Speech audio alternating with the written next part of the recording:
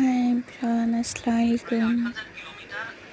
আমার মেয়েকে নিয়ে আমি ফ্যামিলি পার্কে ঘুরতে গিয়েছিলাম।